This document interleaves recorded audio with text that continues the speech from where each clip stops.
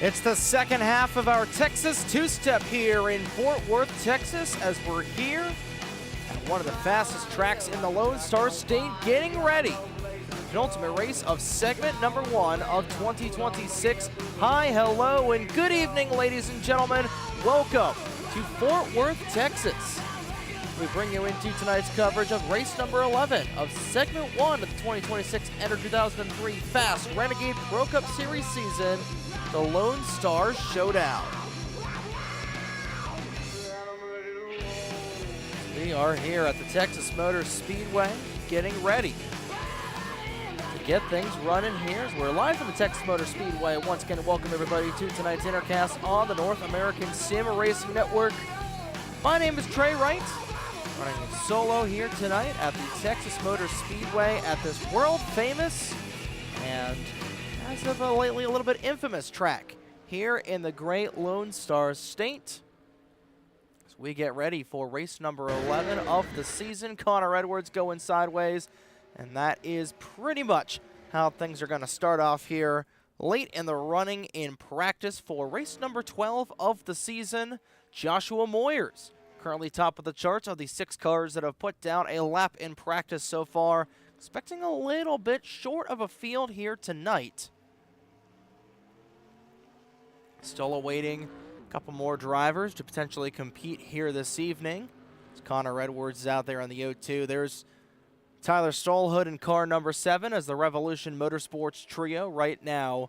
Currently 1, 2, and 3 top of the charts in practice, with Joshua Moyers currently the only driver that has ran a sub-28 second lap here in practice of 27.956. And that is 2 tenths of a second faster than the 9 of Randall Coleman, as John Foreman comes out on track to make us and give us an even 7 cars in the order so far. Trying to find that number 9 machine, that Amazon Prime Chevrolet. Same exact car that Chase Elliott won here a couple of hours ago at the Texas Motor Speedway in the Worth 400. As Stallhood is going to come down the pit lane. We're going to see these guys come down the pits quite a few times here this evening. So we take a look at the race analysis, the projected race analysis here for tonight. It's going to be 117 laps around this 1.5 mile quad oval. The stages are going to be every 40 laps, pretty much splitting this race nearly into thirds until that final 37-lap sprint towards the end of the race.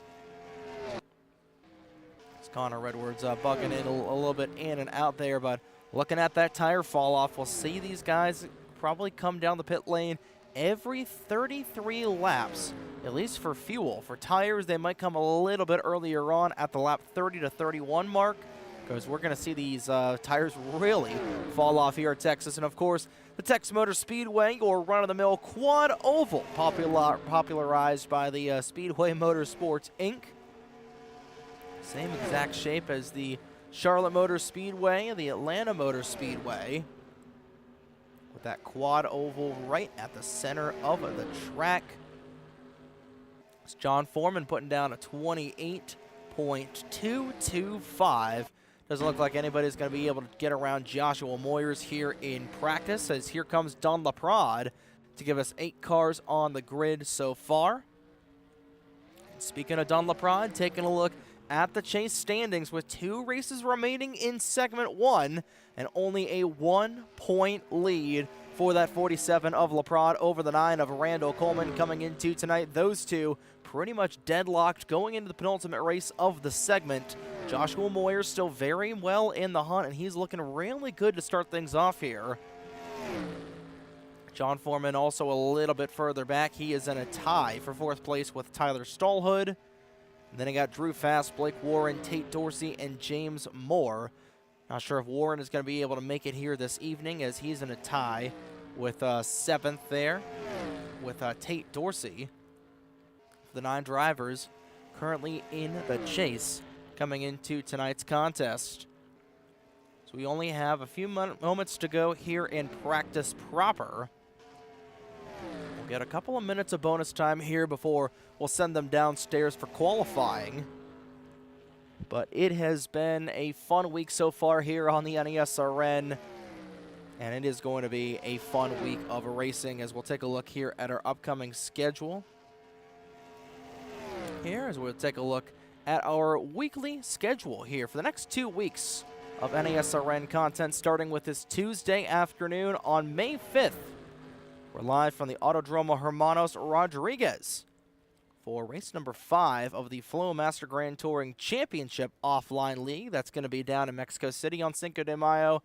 And still no fuel action. It's our last week without fuel Grand National Wednesday nights, but we're going to remain on the MBCS. We're going to remain on the offline side of things here this weekend on Saturday, May 9th, when the Mission Barbecue Cup Series will race for the 12th time in 2026 for the New York Sports 355 at Watkins Glen International, part of our Watkins Glen weekend. Here for both the Mission Barbecue Cup Series as well as the Fast Renegade Pro Cup Series for their season finale, their segment finale. Then the Field Grand National is back on the slate as we'll have the All-Star race for the Grand National cars at the Dover Motor Speedway on Wednesday, May 13th. We'll also be at the Dover Motor Speedway at the first state for the M&M's 400 for the Mission Barbecue Cup Series on the 16th. And then on May 20th, that's our first points-paying race of season number 9 of the Fuel Grand National Series, live from the Charlotte Motor Speedway. That's going to be at 8:50 p.m. Eastern Daylight Time, with all of the online action airing on Wednesdays and Sundays here on the NASRN at 8:50 Eastern Daylight Time.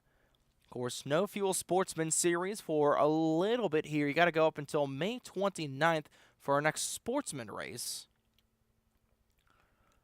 But overall, we got it downstairs here for qualifying, and we're going to take a quick break here. Qualifying just almost wrapping up. It looks like we're going to have about 9 entries in Dunlop currently top of the charts in queue. So we'll step aside here. This qualifying will get kicked off here with 8 cars looking to be in the running for tonight's 117-lap event here at the Texas Motor Speedway, race number 12 of the season for the Fast Renegade Pro Cup Series season.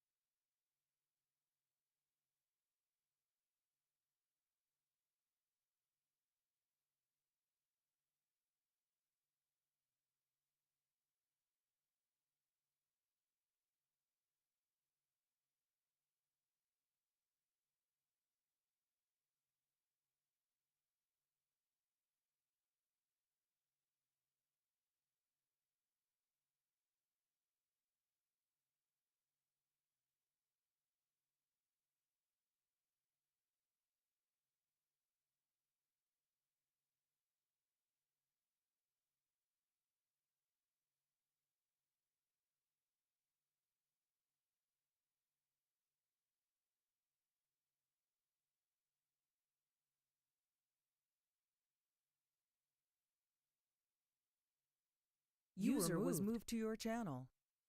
You were moved.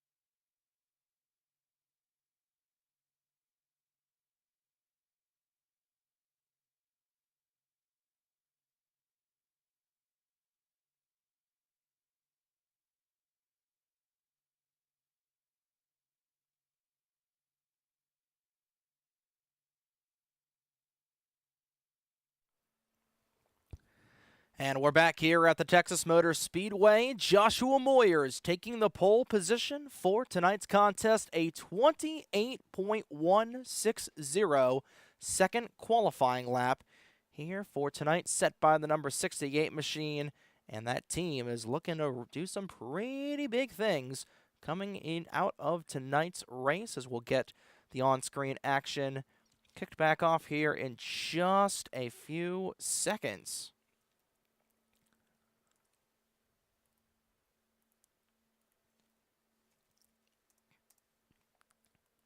We put the finishing touches on our return graphic here.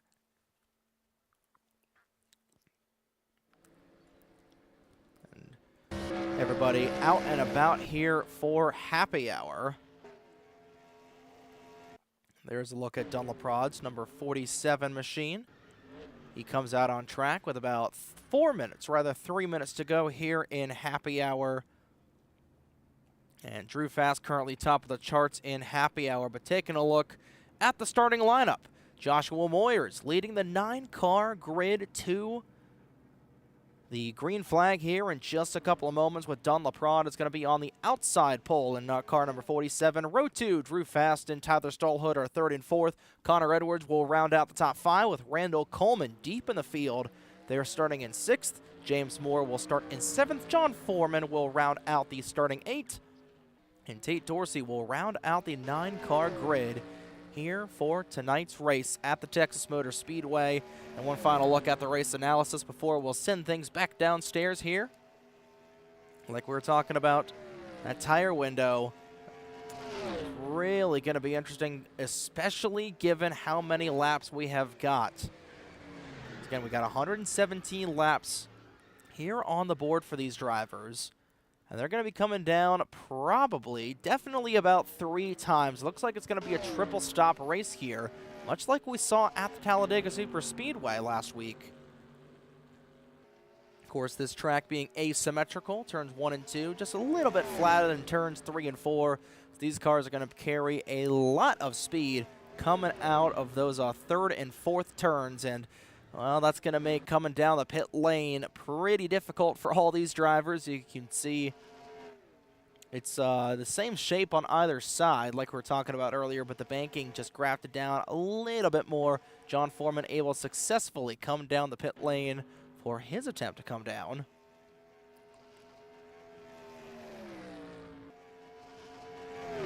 About a minute to go in happy hour. There's a look at the 70.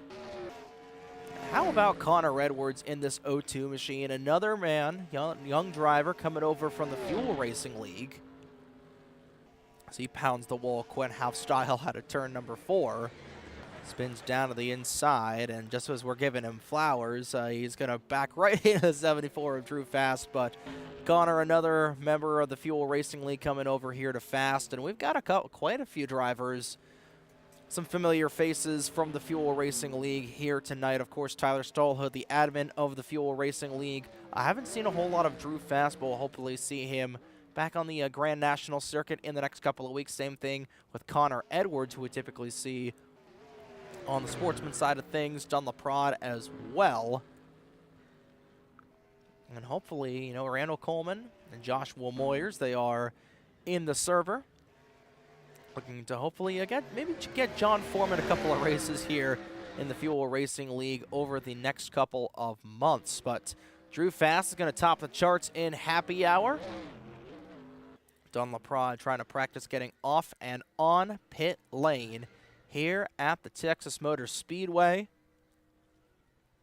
So as everybody will finish out shaking down their cars, we're going to go ahead and get things shaken up here for the race in just a couple of moments, as we will send things down trackside for the command next time up here when we come back here to tonight's coverage of the Fast Renegade Pro Cup Series on the North American Sim Racing Network.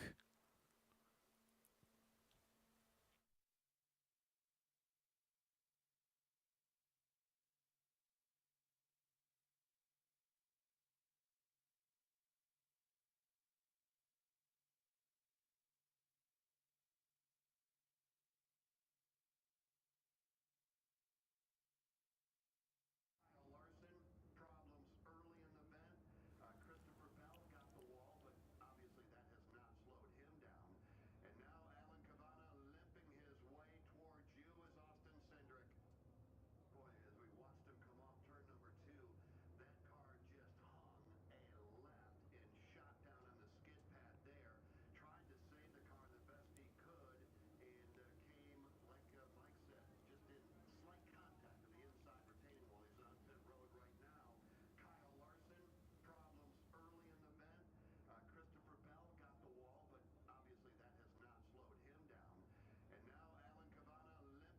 Drivers, start your engines. We are ready to go here in Texas. No Limit Texas Hold'em here at the Texas Motor Speedway. One final look at the starting lineup for these drivers as we get ready to send them off.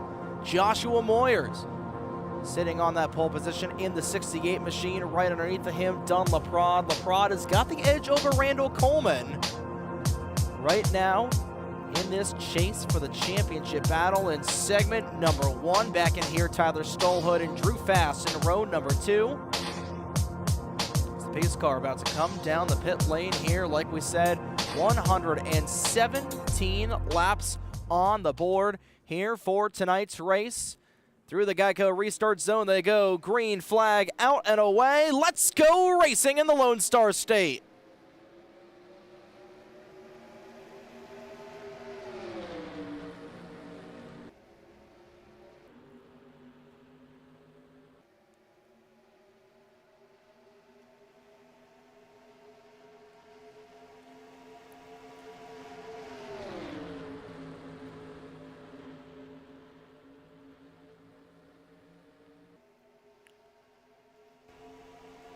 Pretty good start for Joshua Moyers from the pole position, leading lap number 1 of the night, and Drew Fast back there in that second spot.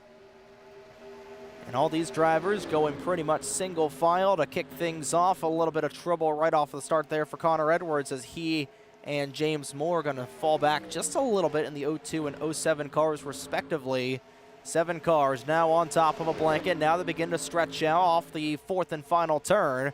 Moyers 2 for 2 in the laps led category, and Revolution Motorsports running 1, 2, and 4th right now as Dunn Laprade dropping back. That's going to give Randall Coleman the points lead, where that 9 car is running right now in that 4th spot, but we still have plenty of time to go here at the Texas Motor Speedway. But in a race where tire wear is going to be the end-all be-all on this strategy, no surprise to see Laprade dropping back a little bit early on, and Coleman starting to force the issue, trying to force it a little bit as a battle for the lead kicking up. Here comes Fast down to the inside of Moyers. Oh, Stallhood way up the track. He's going to get sideways, and he's into the inside wall. No caution for the time being, and that could have been very dangerous, as Stallhood was running in that second spot, broke loose at a turn number 2. And remember, natural cautions are on here in the Fast Racing League. And unfortunately for Stallhood, he didn't go completely sideways to bring out the caution, and that helped drop him all the way to the tail end of the grid, and that is a tough break early on for that Ally number 7 team. And that will bring Randall Coleman up into the 3rd spot. He's going to be getting that run off the outside of Fast. Those two door to door, side by side, going into turn number 1. We will try to go on board here with Randall Coleman as we get everything situated here with the onboard cameras. We'll take you for a couple of laps around the Texas Motor Speedway here in these fantastic looking next-gen automobiles. Fast, still a little bit of a bobble there out of turn 4. That's going to give Coleman the run on the outside unintruded. Fast starting to slip back a little bit there. He's into the clutches of Dunn Laprade, and that will bring Randall Coleman into that 2nd spot. And just as they were a few laps ago, Revolution Motorsports back running 1-2 with Stallhood dropping to 9th. Coleman a little bit of a touch on the apron down on the low side, and he's going to lose a little bit of time to the 68 machine.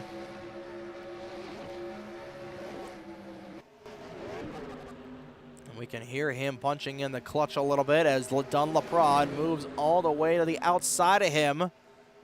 Those two drag racing down the back straightaway. Oh, Drew Fast popped the wall a little bit, and that Valvoline Mustang a little bit squirrely coming off turn 2. And he is trying to hold on in that 74 car. He and Tate Dorsey, door to door, wheel to wheel, back through the quad oval they go. And all this action happening right behind that number 68 machine of Moyers. But now Dunn Laprade recognizing the time is now to try and push the envelope a little bit here. Top 6 cars have pulled away from the other 3 as Tyler Stallhood, like we said, after doing about a quarter spin off of turn number 2 a handful of laps ago. He's going to drop back in a 9th, and you can see a smidge of damage on that Ally Chevrolet. Connor Edwards back there in the 8th spot. He's blinking in and out a little bit, and James Moore rounds out the top 7 currently in car 07. Way up the track goes the 02. And Connor Edwards able to hold on to that for the time being. That's going to allow the 7 car to draw in a little bit of a bead. Nothing too big, nothing too small, and Stallhood trying to use this opening stretch of the race now. It's a little bit of a test session to see what you can do and trying to find your line, but now you're not surrounded by a whole lot of other drivers, and you're kind of just running Q laps with a little bit of a draft off the back end of that 02 Mustang. You're running essentially practice laps right now and trying to set yourself up that if a caution does come out, re-rack this field, which the way these guys are racing right now, it really wouldn't put it completely out of the question for these guys, for somebody to potentially have an issue. These guys racing the way they are. Of course, again, it's only 9 cars, and there goes trouble into the outside wall. Goes Drew Fast, and right on cue, the caution flag is going to fly. That's exactly what the doctor ordered for Tyler Stallhood. And caution number 1 out on the speedway here at the Texas Motor Speedway.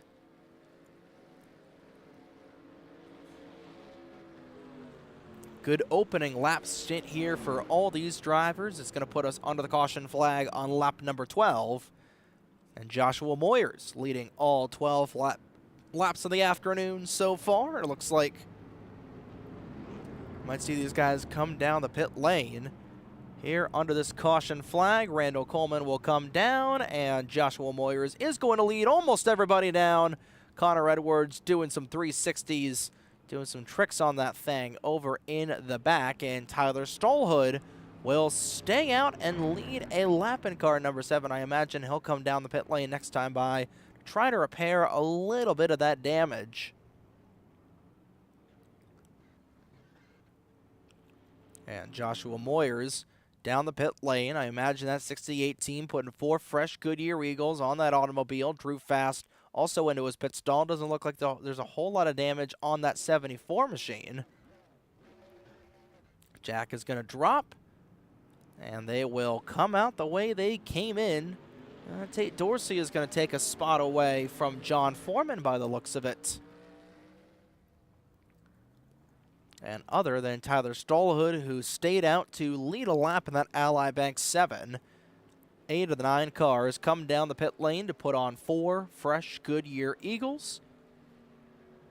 We'll take a look at what happened to put us under the opening caution flag of the Lone Star Showdown here this evening, and not sure if it was a little bit of a pop from behind from the 70 of Foreman. And it looks like it was, like we were talking about, not only 30 seconds prior.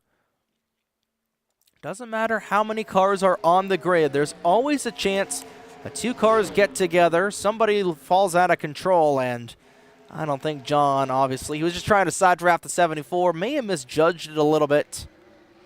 Of course, netcode here in 2026 is always as prevalent, unfortunately, and that's an unfortunate situation for Drew Fast, who is just outside of the top. It's 5 at the time. We'll get one more look at this accident. Real time once again from our turn 3 cam, and a little bit of a tap there from the 70. Caused that 74 to back into the outside wall, a la Kyle Larson from earlier on this afternoon. Unfortunately, Fast was able to drive away from the accident scene, and he's going to remain in the contest here. And Tyler Stallhood did come down the pit lane. He is going to get a lap lead, so that'll be a couple of bonus points there for that 7 team. Some much-needed points as well if he wants to get back in this fight for the championship. With Dunlaprod currently on the outside pole right now, or the outside of row number 1. Way they run right now, Laprod still leads by only a handful of points over Randall Coleman. Still plenty of time to go in this race. It'll be 102 to go when we go back through the gearbox, through the Geico restart zone. A little bit of a shove there from the 9 to the 68. Telling his teammate, you know what, I'm going to make a little bit of a move on you. I'm going to give you a pretty stellar push. Going back through the gears, we go. Green flag back out of the air here at Texas. Moyers, Laprod, Coleman, your top 3 going back through the gears, and Randall Coleman didn't get going off the jump whatsoever. Tate Dorsey's going to go up into that 3rd spot. And we'll see how fast Tyler Stallhood is on those slightly fresher Goodyear Eagles than everybody else. James Moore a little bit squirrely coming out of the corner. And side-by-side for the race lead. Dunlaprod wants to lead a lap, and he will get a lap led. That's even more points for Laprod in his favor in this championship battle for segment 1. And around goes the 07 into John Foreman. He goes. And the yellow flag is going to fly for the 2nd time tonight. 07 on 7-0 crime. And that may have been the racing gods giveth and taketh there for John Foreman, as he fortunately doesn't look too damaged in that Switchfoot Chevrolet. Caution out for the 2nd time this evening. And that was that 07 machine getting a little bit squirrely underneath the 70, and nowhere for him to really go in that full throttle energy. MCM Ford Mustang. A little bit of damage on that Greg Biffle throwback car. And Dunlaprod is going to get even more laps led as he and Joshua Moyers. 1-2 coming back through the gears, and a little bit of strategy here for Joshua Moyers. Did he make it down the pit lane in time, though? Is the question. Because Tate Dorsey is going to bring only a handful of drivers down. Just over half the grid will come down the pit lane. That's a bold strategy there. You know what? I don't hate that for Joshua Moyers. Again, he is just right on the outskirts of this battle. Here's only 10 points back in this chase standings. So he wants every little bit of advantage that he can get here. Again, these guys can only do about 30 laps on a full tire run. And real quick before we go back green here, we'll take one replay at what happened with the 07 and the 70. And it looks like Moore a little bit too far down on the PJ1, and back end stepped out from him, and hard headfirst into the outside wall went the 70. And an unfortunate situation for both of those drivers. Fortunately, they are going to remain in the race, and this is a quickie yellow here, with just under 100 laps remaining. Here at the Texas Motor Speedway, lights are off on the Toyota Camry pace car, and we are ready to get back underway. Laprod, Coleman, Fast, Edwards, and Moyers, your top 5. Green flag back out of the air. Here we go. A little bit of a jam up on the outside lane as Edwards didn't get going. Now Tate Dorsey trying to migrate up to the outside lane. He will be denied, and Dunlaprod right now was side by side with Randall Coleman. Now they'll go nose to tail, and so will the rest of the grid.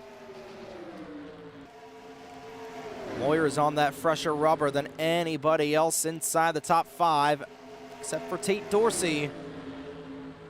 Couple of Valvoline Fords, side by side, door to door, and wheel to wheel down the quad oval. Dorsey trying to move under the 74 of Fast. And there he is on board with Tate Dorsey, and Drew fast, going the wrong direction a little bit. Now he's going to get that run off the outside lane in the 74. And for the race lead, Randall Coleman moving to the inside of Dunlaprod. He's going to get the pass made. And draw Randall Coleman a little bit closer back to Dunlaprod.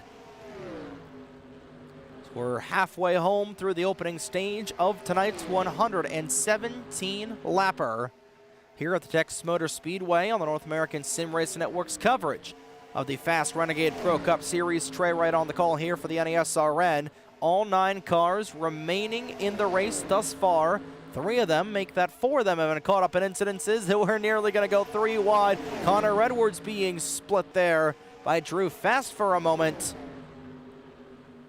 Oh, Edwards bugging in a little bit in and out in that Menards Ford. He's able to hold on for the time being. Tyler Stallhood clawing his way back. He was as far back as 9th after doing a half spin off turn number 2 earlier on in the event. And he has made his way back up through the grid. Oh, and around goes Connor Edwards in the 0-2, and the yellow flag promptly back out.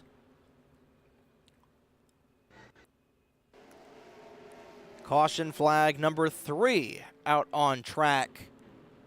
And I'm not sure. I thought Connor Edwards retired there for a brief moment. The lag, unfortunately, hitting him a little bit in the feels.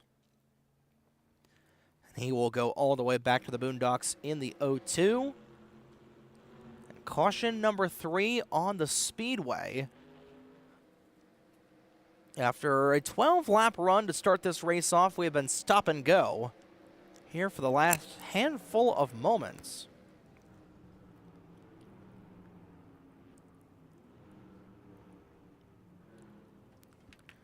We'll expect all these drivers to hit the pits once again. Maybe Joshua Moyers might elect to stay out. He will not. And pit stop number 3 on the night for all these drivers.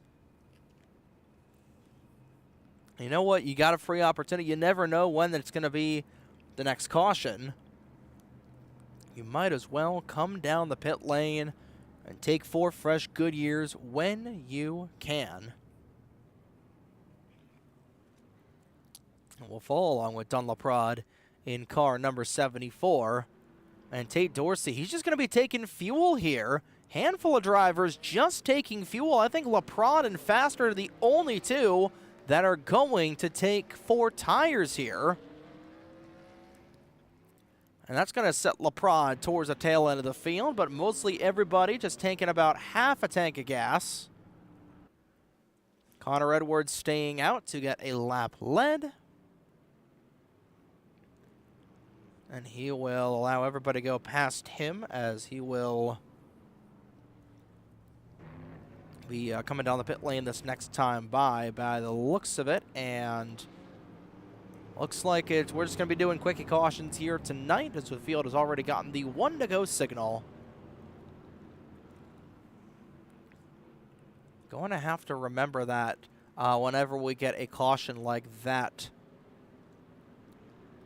A tough break for Connor Edwards, and he is going to drop all the way to the back of the grid. And here we go. 27 laps. 26 laps are going to be in the books as we begin lap number 27. Green flag back out and away. And Joshua Moyers gets the jump on the outside lane. Moyers and Tate Dorsey, your front row. Dorsey trying to get a run down to the low side. Moyers got help from out back with the 9 of Randall Coleman. Both the 68 and the 7 are going to slap the outside wall just a little bit. Not quite Chris Brown levels of slappage. More like a 18th century man challenging another man to a duel levels of slappage.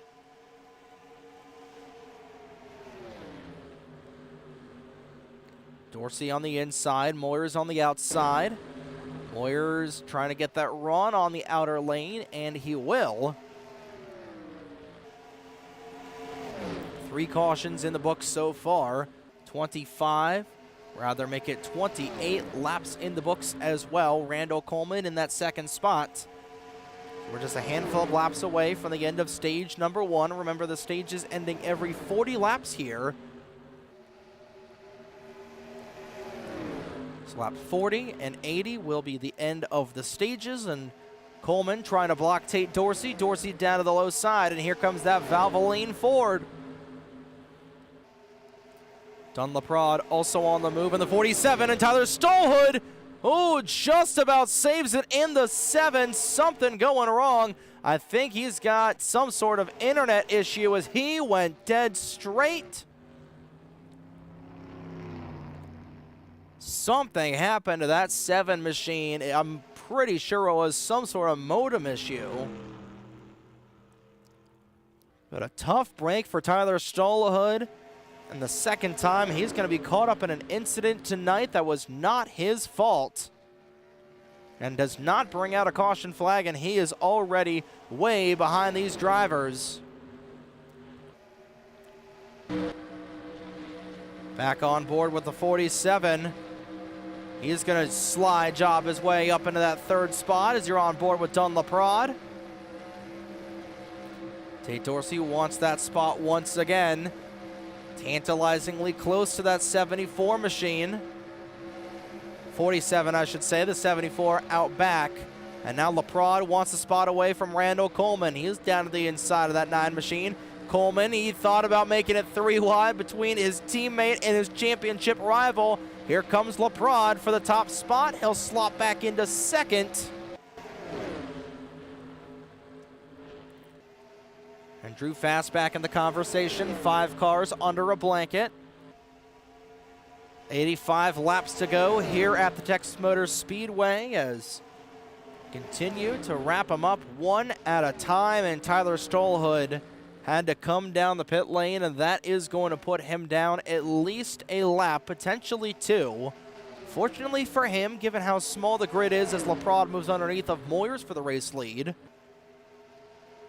If we do get another caution flag, then that should give a pretty good opportunity for Stolhood to be the lucky dog and get his lap back, as he is currently 1 lap down. Connor Edwards right now going through turns 3 and 4. So field heads onto the back straightaway with Laprade, the Pied Piper of the Texas Motor Speedway. Edwards has dropped back significantly in that Menards Ford Mustang. James Moore also beginning to slide back a little bit out of the draft. And now John Foreman right behind Randall Coleman as Coleman dropping back. I think Randall may have had a little bit of a moment in that pack. He was 0.6 of a second back of these drivers. And now he's going to be a little bit further back. He's going to be in the 1.1 second range. So he lost 0.5 of a second that last time by. And the caution flag is back out. Tyler Stolhood stopped in the middle of turn 4. Connor Edwards also down the pit lane, and the caution flag out once again here at the Texas Motor Speedway. And we will quickly review what happened.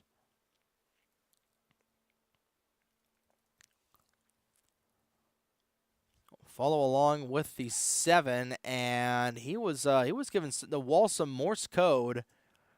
Going down the back straightaways is when this started. I'm not sure if his wheel disconnected or what happened. He slowed up into the wall. He went back down the track, and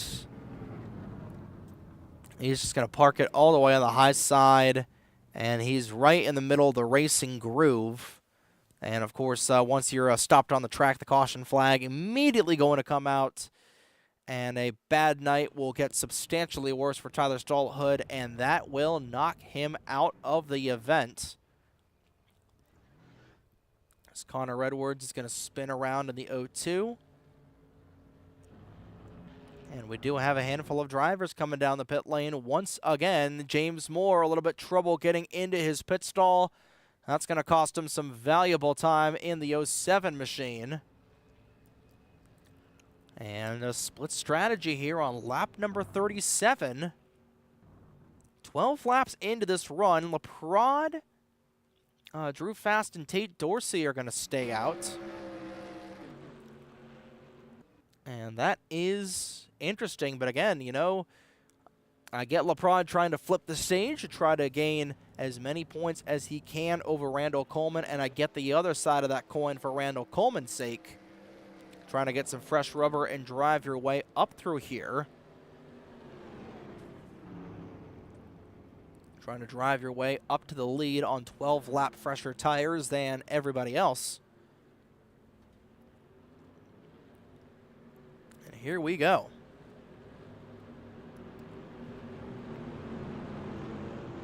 Tyler Stallhood has disconnected from the server, so that will put 8 cars remaining in the race. Here for the Lone Star Shootout. Green flag back into the air. Inside lane gets the jump over the outside. And here we go. Back through the gears once again. And Randall Coleman, I'm not sure if that strategy is going to work a whole lot for him, but again, we're only half a lap into the strategy. LaPrade trying to win this opening stage of the evening. Coleman with a big run around the outside. He's going to get the run around fast. Can Joshua Moyers let him go by as well? Moyers also wants some of these bonus points, and look at the tire differential between that 68 and the 47. To the inside goes Moyers. Randall Coleman trying to follow suit. He goes up the track just a little bit, able to catch that Amazon Prime Chevrolet. It's going to give his teammate a push going into turn number 3. Trying to hold on there is Moyers, and he will. Coleman and LaPrade now side by side. The top 3 cars in this championship fight underneath the blanket with a final lap here coming in stage number 1. LaPrade now slipping back significantly in the 47, and is Coleman going to try and gun with his teammate for this race lead? And Tyler Stallhood is back out on track. So glad to see him out here, but of course he is currently 6 laps down as the green and checker go into the air. Joshua Moyers, stage number 1 winner here in car number 68. We're off and running in stage number 2 of the evening. And we'll go through the grid here. Right here and right now, Joshua Moyers, 22 laps led on the evening. He currently runs first. Randall Coleman, the other driver on that same strategy as the 68, he currently runs second. 12-lap older tires, and everybody else inside the top 5 is done. LaPrade, he currently runs in third. John Foreman, another championship battling chaser driver, runs in the 4th spot, and Drew Fast goes up the track. He runs in position number 5. 6th is Tate Dorsey. 7th is going to be James Moore. He's the last car on the lead lap. Connor Edwards currently 1 lap down, and same for Tyler Stallhood, who's going to get those laps back after disconnecting there in car number 7. And that Ally machine only 1 lap down. He is going to likely need 2 caution flags to get back out on track. And now with these differing strategies that we've got, that's going to put the ball right into the court of Randall Coleman as he's going to draw a bead right behind that 68 machine. Randall is going to get a couple more stage points than LaPrade. So that will just about draw the 2, even strength with one another.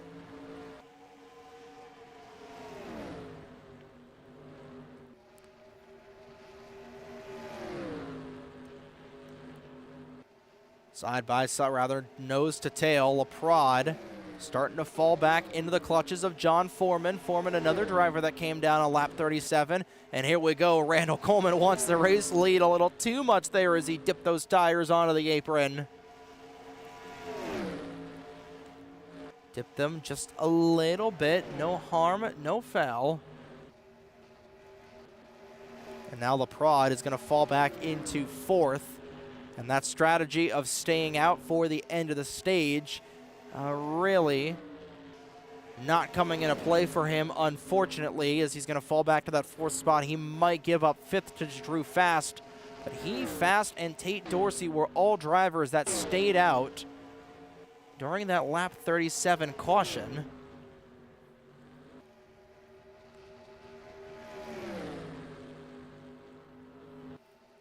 And now it's really the race between Joshua Moyers and Randall Coleman. Now for Randall, he's trying to buck the curse of this Amazon Prime car.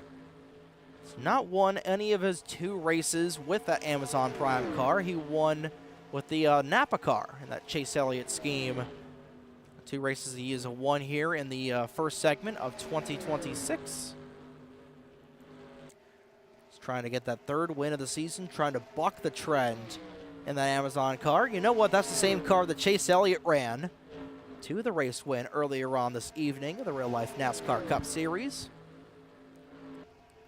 Of course, this weekend was fun, and next weekend is going to be a boatload of fun as well for both online and offline content as well as real life NASCAR as we look ahead to the Watkins Glen International weekend here on Mother's Day weekend of all weekends.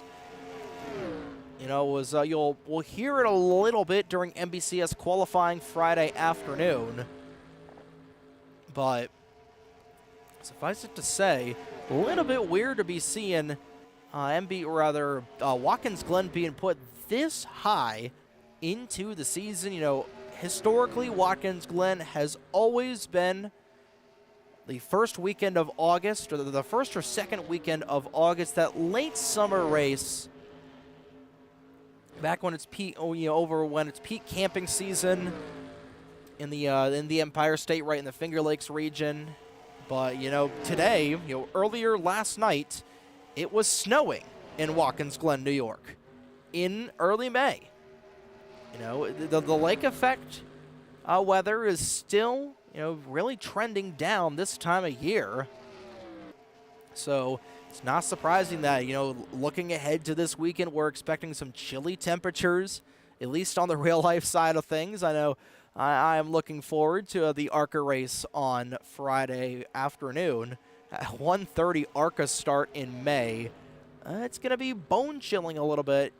I thought Kansas was bad, but it's going to be pretty cold up in the Finger Lakes region of New York.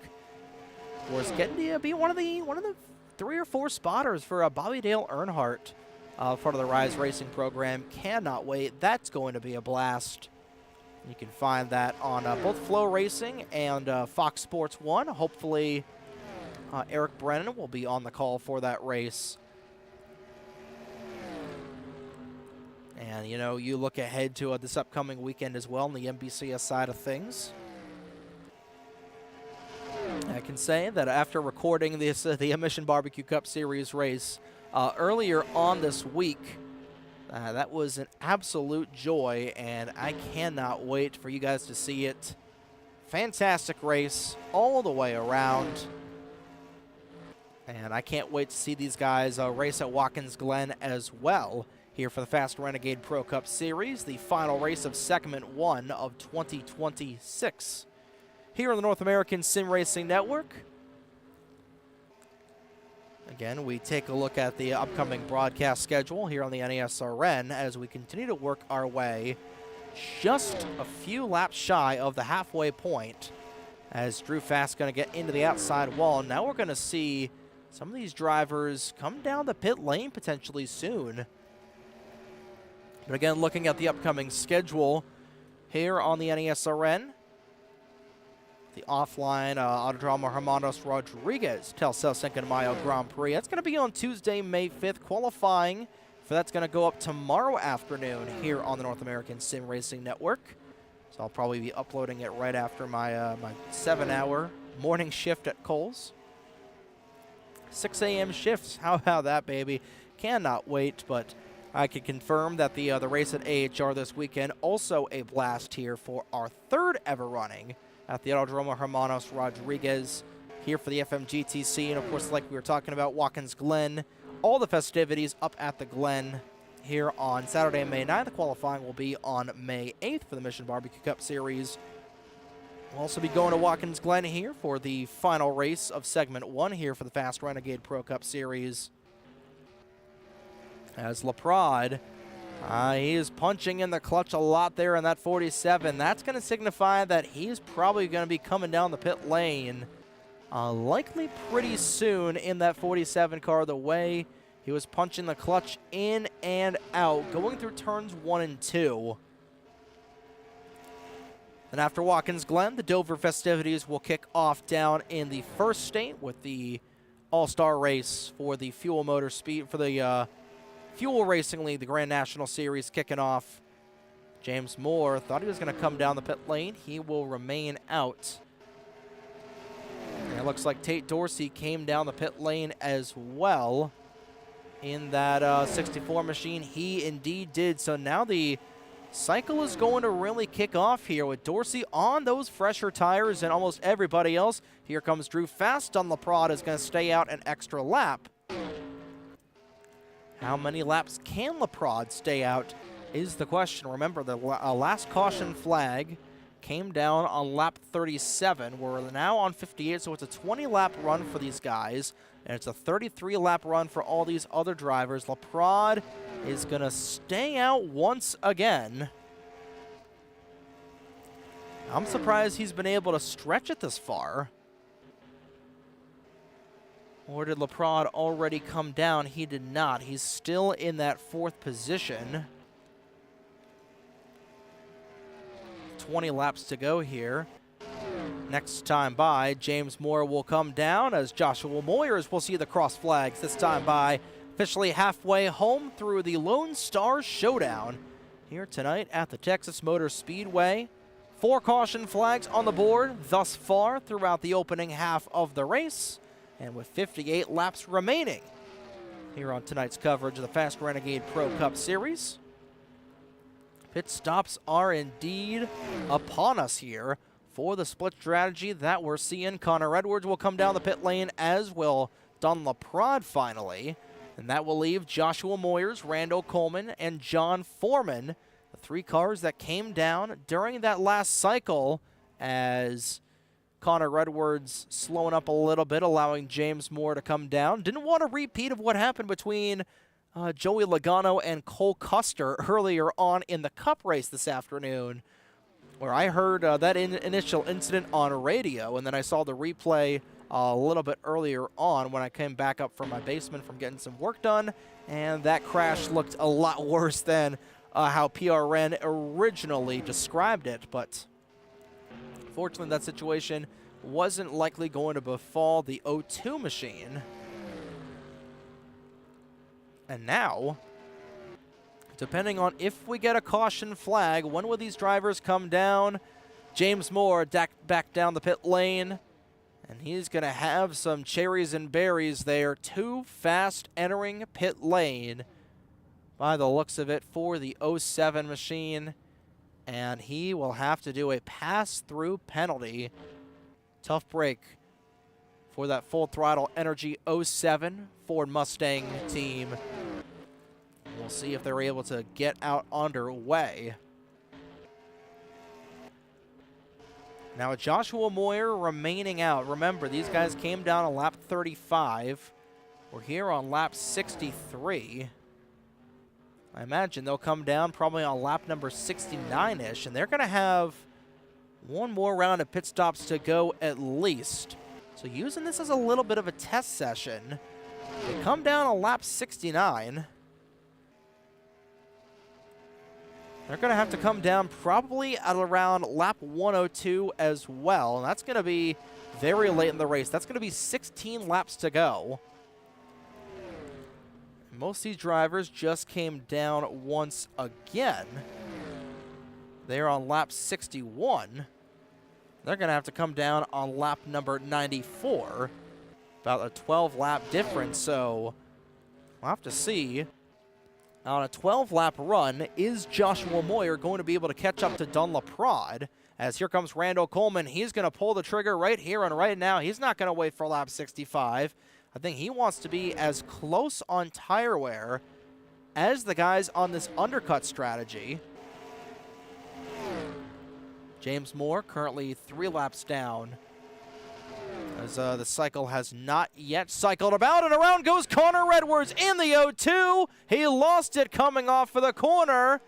Is that going to be a caution flag right in the middle of pit stops? It will not. Oh, Randall Coleman had to duck and dodge his way through a couple of drivers there, exiting the pit lane. And we remain green for the time being.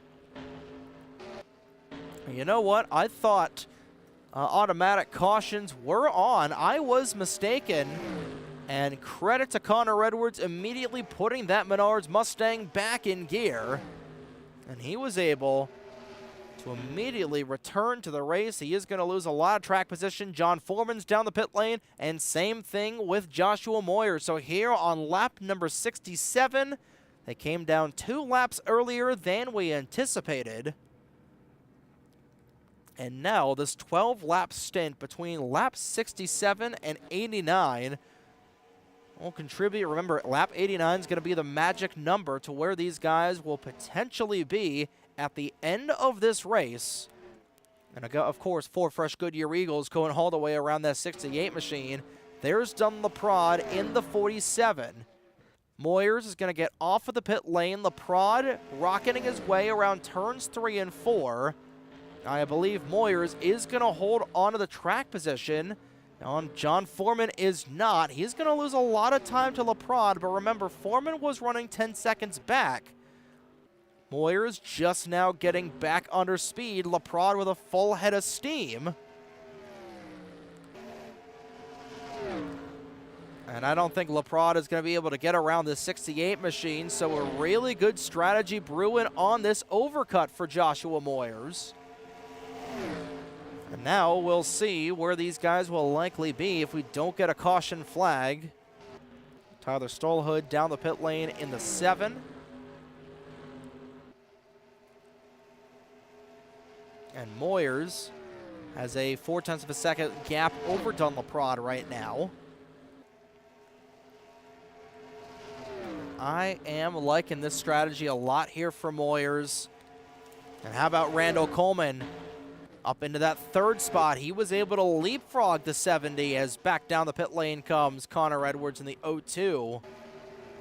And Coleman up into 3rd. He's going to be taking that 2nd spot away as John Foreman. He lost quite a bit of time. He's down in 6th. Tate Dorsey was able to drive around the 70 machine. Of course, Foreman, much faster rubber than almost anybody else. But now LaPrade, we'll see if he's going to try and conserve it all during this run. 10 laps to go in stage number 2 here at the Texas Motor Speedway.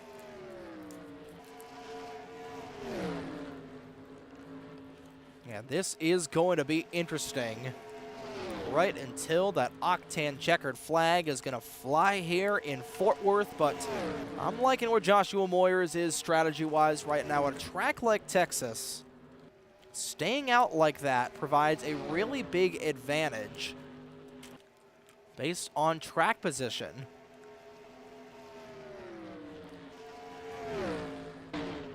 We'll have to see how Coleman and LaPrade are going to race each other as they're nose to tail. Again, these guys right at the top of the heap in the championship battle. But again, Joshua Moyers only 10 points back of these duo.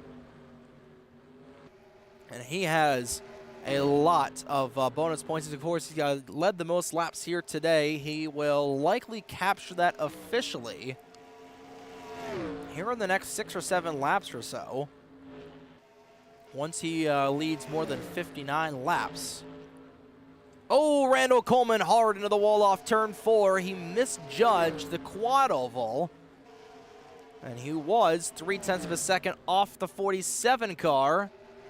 And now he's half a second, and he's losing a lot of ground. That has championship implications, potentially. And a tough break for Coleman, who is on a very different strategy than LaPrade. You got 3 very different strategies. You got the undercut of LaPrade, who, credit to him, he has been holding that 0.75 of a second gap behind that 68 machine for the last couple of laps. You got Randall Coleman, who pitted about 6 laps earlier than Moyers and Foreman did. And of course, you've got Joshua Moyers, who is punching in the clutch in and out there just a tad. He did gain a couple hundreds over LaPrade that last time by.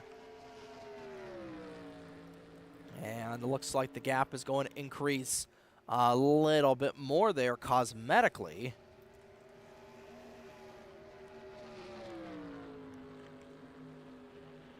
packed grandstands here at the Texas Motor Speedway, as we still have the grandstands on the back straightaway of this version of Texas. Unfortunately, no big Haas TV. You know, Texas, it is on a lot of people's hate list, and for a good reason. None of the reasons that are Texas's own faults per se.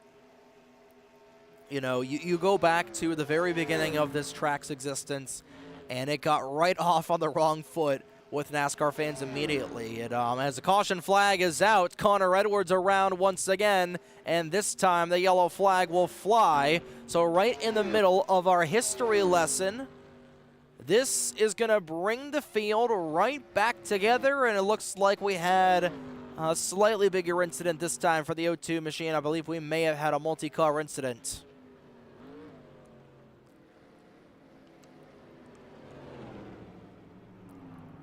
And that will put everybody on level pegging here. And we're going to get this race restarted with 38 to go. Oh boy, this is going to make things interesting if we go caution free. Wow. So here we go. This is not going to be the money stop, as these guys with 40 to go, now 39 to go, are going to have to come down at least one more time. They cannot make it to here on fuel. They certainly can't make it on tires. And if this race does go 39, 38 laps of caution-free green flag racing, oh, this is going to be a fantastic fuel mileage race to the end. Moyer's out and away. They're going to put 2 cans of gasoline in that Busch Light Chevrolet. Same thing with LaPrade. And here we go, as stage 2 will end under the caution flag. A couple of cars on the tail end of the lead lap. And we'll go ahead and see what happened to Connor Edwards as he has pulled that 02 Ford Mustang behind the wall. And it looks like that may have been a slightly bigger contact there for the 02. He looped it around, and this time, oh, hard contact there. Brought out the caution flag immediately, going head first into the wall. And we'll take a look at the earlier incident there. What happened there for Edwards? You know, this was the first spin. It was, and then back end got extremely light, spun it around, and you know, that time it didn't trigger the caution flag. So I'm not sure if cautions are automatic or if they're turned on, or if they're automatic or manual, as Randall Coleman having to drive through the fire and flames there off of the pit lane. But now 8 cars will remain in the race. James Moore, he is trying to get way out of there. And I don't know. I think either Moore or Stallhood should be the lucky dog. But we're going to get this race restarted with 37 laps to go. And that's going to bring everybody about 4 laps short on fuel if we don't get a caution at the end of this race. And I am praying. I am a rare person that loves fuel strategy races. Do not get me wrong. It's not only because I broadcast the Fuel Racing League, but fuel strategy it's a lost art form with the stats that we've got nowadays, and this is going to be fun. Pace car down the pit lane, 37 laps to go. As right at the restart, Joshua Moyers takes the green flag. He will subsequently win stage number 2 as well. And we're off and running, 37 laps to go, and the Lone Star Showdown might be turning into a shootout here as Moyers jumps out on the high side. Jumps out on the low side, I say, as, Tyler Stallhood nearly spinning that ally car around. That car has not been an ally to him. He will drop back, and now we're going to get a little bit of train racing rocketing around turns 3 and 4. John Foreman nearly hanging the right side of that automobile off on the wall. And how aggressive will these drivers be, knowing they cannot make it to the end, and there's no guarantee of a caution coming out? Again, we had late race theatrics earlier on today in the NASCAR Cup race at the Texas Motor Speedway. And Corey Heim backed that thing in the wall out of turn 4. Could we see something similar today? But we got a long way to go and a long way to get there. There's still plenty of meat on the bone here in tonight's race. But Joshua Moyer's car, number 68, has led 65 laps on the night. And like we were talking about before the caution flag came out, Texas is not on the nice list for a lot of these drivers and a lot of race fans as well. It's got relatively good racing driver-wise and kind of mediocre to outright a terrible racing. Of course, that's more with the next-gen car in the modern NASCAR Cup Series, although today's race wasn't terrible. You know, it wasn't a complete snooze fest. There was a little bit of action. There were actual natural cautions, believe it or not. And the race was won by that number, font, and manufacturer and sponsor as well, as Randall Coleman trying to bring Amazon Prime 2 for 2 here on a Sunday, the first Sunday in the month of May. As in 3 Sundays from now will be the 111th running of the Indianapolis 500, 112th running maybe? Coleman wants that lower ledge, but Texas axed off one of North Wilkesboro's dates, both of North Wilkesboro's dates. Or I guess the one date North Wilkesboro still had at the time. And it took up until this year, 30 years for North Wilkesboro to climb out from the cellar to finally get back on the NASCAR Cup Series schedule. And I will hopefully be in attendance for that race, the Holly Farms 400, or whatever they're calling it, as Tyler Stallhood back down the pit lane. And you know what? I don't hate this out of Stallhood, because we got 33 to go. You're already a lap down. What do you have to lose? If these guys are going to have to come down the pit lane once again. Stallhood will gain back a lap, and he is making sure that Ally Chevrolet is full of race fuel. And you know, I would not be surprised now that we are within the range to make it to the end. With 30 to go, these guys are going to mathematically be able to make it to the end. What Stallhood needs to do right now is make sure he does not go 2 laps down. Or 3 laps down, I should say, because he's 2 laps down. He is in grave danger of going 3 laps down on his outlap right now. But you know what? You have the means to make it to the end right now. You know, if I'm a guy like Tate Dorsey or Drew Fast, you've been kind of picking your way through the field. You've been inside the top 5 the majority of the night. You know, if you're a driver like these guys, like a John Foreman, like a Tate Dorsey, that are towards the back end in the points, and you would love to get a win here tonight, I would go for the undercut. Because these guys, they are 7 laps or 4. They are 4 laps short on fuel, and it doesn't sound like that they are going half throttle whatsoever. You know, maybe wait a little bit. Maybe wait 5 or 10 laps to pull the trigger. But you are not going to make it to the end. And, oh, well, 2 of the 3 drivers I mentioned trying to pull that strategy go up into the outside wall, and that's going to bring 3 cars rocketing away from one another. Stallhood remaining on pace with these guys. Now he's got those Goodyears warmed up. 72nd lap led on the night for Joshua Moyers. 27 laps remaining here at the Texas Motor Speedway. Dunlap keeping honest. He's back 2/10 behind that 68 machine. There he is, right behind that Busch Light Chevrolet. Trying to get a grip. Come on, mouse. And Leprod, I don't hear him punching in the clutch to try and fuel save. Because again, and these guys can do 33 laps. That's on a tank of fuel. On tires, staying out for anything more than 30 laps, you are virtually running on ice skates at this point. It is a ticking time bomb. If you have to come down, if and when you have to come down. And now Coleman wants to tangle with the 47 as well. 25 laps remaining.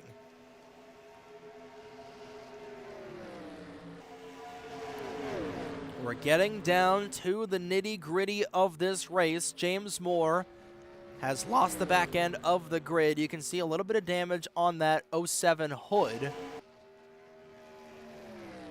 Back when he was involved in that earlier incident with John Foreman, who was also dropped back a little bit. I think John, he's also trying to fuel save as well. So you got 6 cars, 5 cars. You got the top 5 all in line with one another. The question is, who is going to be the first one to come down to make this last pit stop? If we don't get a caution flag, you know, we could always get another caution flag. And you know what, James Moore, he's a lap down already. He's going to pull the trigger. 07 car down the pit lane. We've had the 7 car come down the pit lane. Now the 07 has come down the pit lane. Now we're awaiting on that 70 to maybe come down the pit lane. Is anybody else going to pull the trigger? Tate Dorsey, no, he's going way too fast. Ooh, Tate with a great entry into the pit lane with 22 to go. Tate Dorsey will officially set things in motion late in the going of this race. And will anybody else stay out here now that everybody is 4 laps short on fuel? Does anybody else come down the pit lane as well? Tate, a very lonely Ford Mustang, trundling his way back of the pits. He will go 1 lap down for the time being, trying to get that Valvoline Mustang back under speed. I really like that strategy. Again, he was only just about, 5 seconds off the back end of these drivers. I really like that strategy out of Tate. The only question is he going to have enough rubber once these guys come down, and will this race remain caution-free? Will be the other big piece as well. Moyers, who has made 6 pit stops today. Dunlaprod has only made 4. Doesn't really matter because these guys get an unlimited amount of tires. And Randall Coleman, I think he wanted to come down. He was itching to come down the pit lane that time by way too fast. He would have easily been bitten by the cherries and berries. And he lost a lot of time to these top 2 guys with under 20 laps to go at Texas. Now Leprod, he's punching in and out the clutch. He heard it going through the corner. You can hear it probably definitely. It's a 74 car or the 47.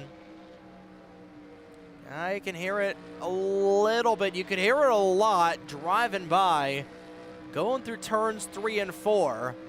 Moyers, I think he slapped the wall a little bit, but listen this time by. There it is, right there. Done punching in the clutch. That's what you gotta do when you're fuel saving. We'll see if this 68 is doing the same as well. Not fuel saving a whole lot going through the corners here. At least through turns 1 and 2. 1 and 2 are very technical. You gotta drive it a different way than you would 3 and 4. And Joshua is not fuel saving for the time being. He has been able to get around that 7 car. I don't know. I don't know if Dunn's going to be able to make it. Here comes Randall Coleman, 17 to go. The 9 down the pit lane. Tate Dorsey, he will get out ahead of the 9 machine. Or will he? I'm trying to see. I'm pretty sure. I'm trying to see. I think Drew Fast, he also came down the pit lane as we were checking on the 2 leaders. 15 laps remain here at Texas. Could still very well get the threat of a caution. And Drew Fast has indeed made his final pit stop, and Randall Coleman, is he ahead of Tate Dorsey? I think Tate might be ahead. Yeah, Tate Dorsey is ahead of Randall Coleman. And Randall was right up. He was about a second off with the leaders, and he is currently, he is a long way away from Tate Dorsey. Remember, Tate is a lap down. He will be getting his lap back. 15 laps to go.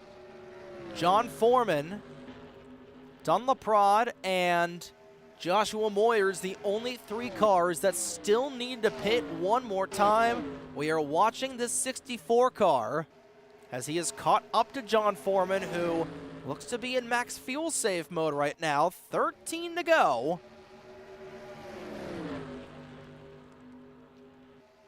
And now Dunlaprod has been able to get around Tyler Stallhood, was trying to play blocker for his teammate. And I think Laprod trying to catch up to that 68 machine. Or is he coming down? Yes, he is. Oh, Joshua Moyers way too hot coming down the pit lane. That's going to be borderline here, guys. With 13 laps to go, they're trying to give themselves enough time to catch up to Tate Dorsey. And Tate is going to absolutely need to wheel that 64 car around this 1.5-mile quad oval. And here is the money stop with 12 laps to go. I don't know if that's going to be a speeding penalty there for Joshua, because he hit the emergency brake the second he saw that 47 car ground, and now only 2 tires for Joshua Moyers. That is an incredible strategy. Is that going to put him ahead of the 64 car? What a call there for Moyers, going 2 tires on this run, but Tate Dorsey is going to scream around him. John Foreman now the lone car that is not yet to pit.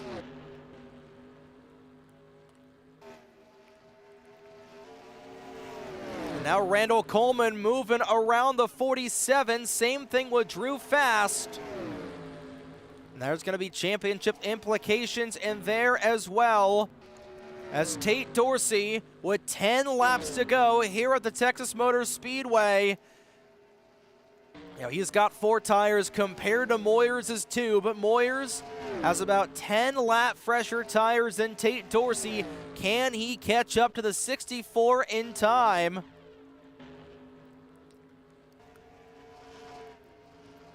And what can John Foreman do?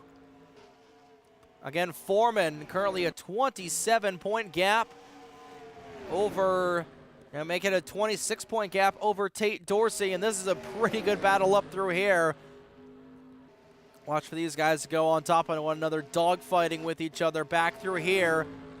Got to check in on Moyers. He's currently 2 seconds back that last time by on Tate Dorsey. This time by, it's probably going to be a little bit similar. Still about dead even there, with Dorsey 26 seconds behind John Foreman. Foreman still out there. Remember, he can go until about 4 or 3 laps remaining in this race, and he will have to come down the pit lane.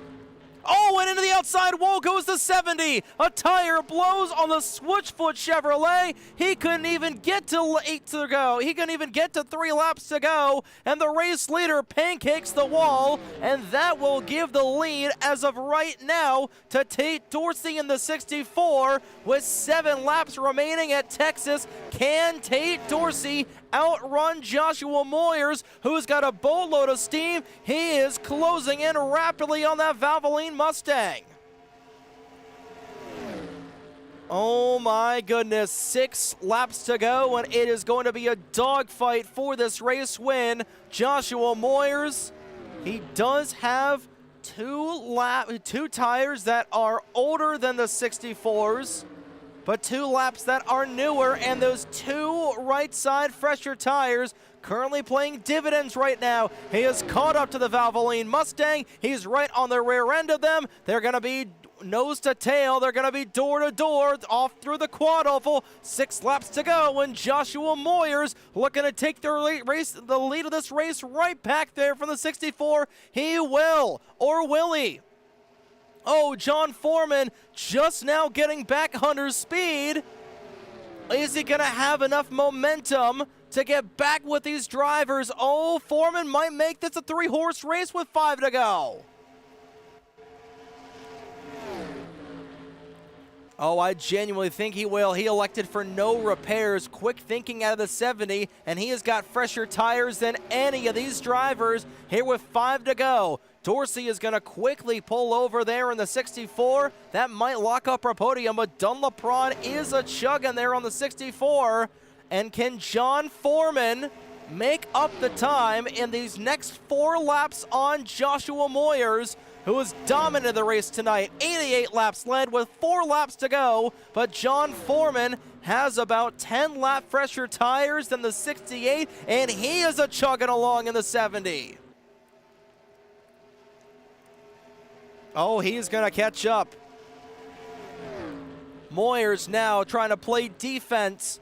And we thought that John Foreman, when he went dead straight into the wall just 5 laps ago, we thought that was going to be the end. They elected not to repair that thing, and moderate damage playing right into his wheelhouse. Here he comes down to the low side. We're side by side for the race lead with 2.5 laps to go at Texas.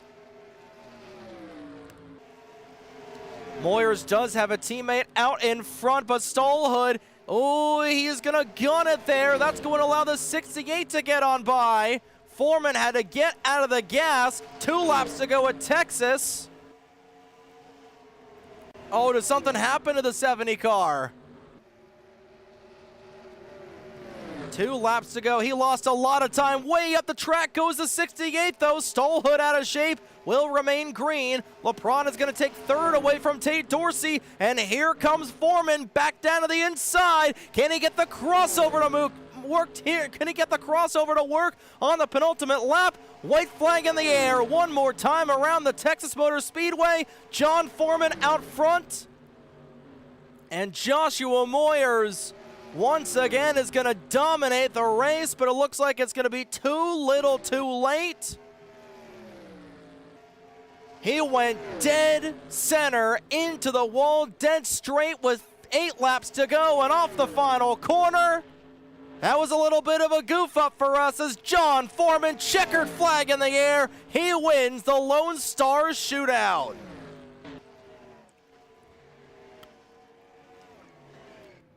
And a big hit coming across the line.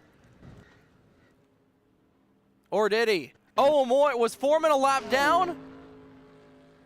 Oh my lord, Foreman was still a lap down. Joshua Moyers is still the leader. I am so dumb.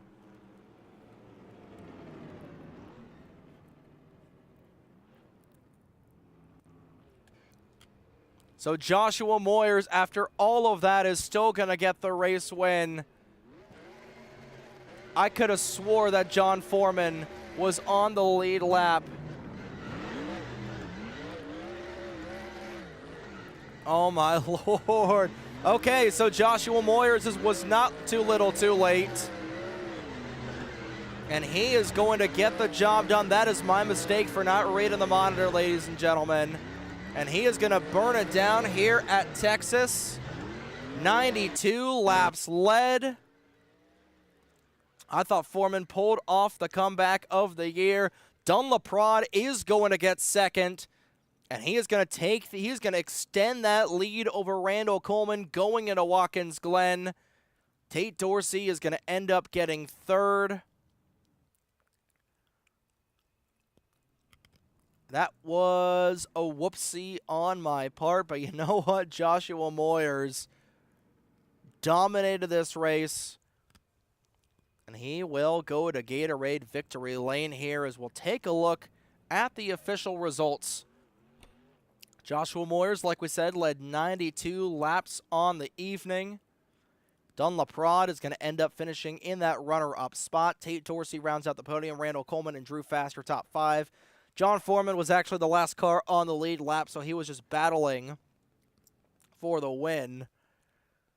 And with all the technology and all the stuff in front of us, I followed the story, and that is 100% my fault, folks. Tyler Stallhood and James Moore were each 2 laps down, and Connor Edwards will end up the 9th place driver. Well, what a race we had here tonight, as fast never disappoints. As Joshua Moyers pulls off the correct strategy, and he will get the win here tonight at the Texas Motor Speedway. But don't go anywhere, ladies and gentlemen. You will hear from your podium here in just a couple of moments after a fantastic race here at the Texas Motor Speedway. Joshua Moyers dominates and wins the Lone Star Showdown.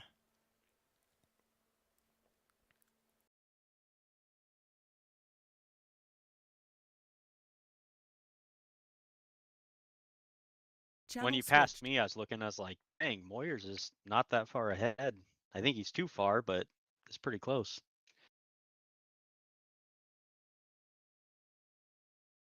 Nice. Oh no.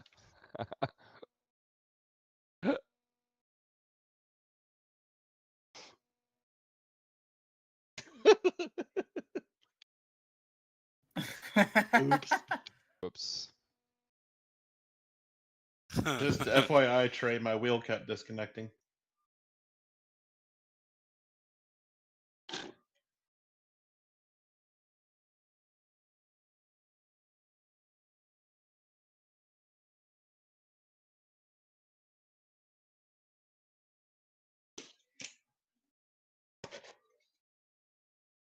Yeah, I was gonna let John by a little bit earlier, and then we caught Tyler, and John lifted for me, thankfully. Because I was literally about to lift the exact same time, and he's like, "Go ahead and pass him, then I'll get by you."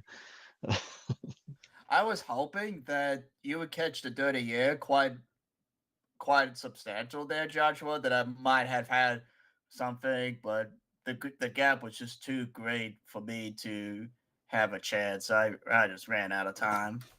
Yeah, I was so nervous because when, like, I took my right side tires and I was only taking half a can, and then they got done changing, and the jack stayed up for like 2 extra seconds, and then I blew second gear coming off pit road. Oh, So I lost, wow. yeah, so I lost a little bit of time on the. I was like, oh god, and then I saw Tate up there. I was like, okay, I gotta try to catch him. And I was like, I don't know if I have enough of a gap behind me. I was like, if I can keep it to like half a second a lap, I'm good. If it's like 6 or 7 tenths, I'm screwed. So that's what I was trying to aim for. I wasn't even thinking that you were going with 2 tires. I was committed to 4 tires, and when you saw that you took 2 tires, I was like, User yeah, disconnected from your channel. that might have been it for me, unless something crazy happens. 2 more laps, Yeah. you would have had him. So Yeah, Yeah. I think 2 or 3 more laps. I think I would have gotten the Joshua. I was just hoping that John or Tyler were going to make a mistake and wreck Josh, and a caution would come out. We wouldn't have enough time to restart it. Because I was like, I think I have one more corner before Dunn gets to me, and then he flew. I think you got to my bumper in 3 and 4 or something. You were so fast. I was like, oh boy. Let me go get my laptop quick. We'll get the points real quick.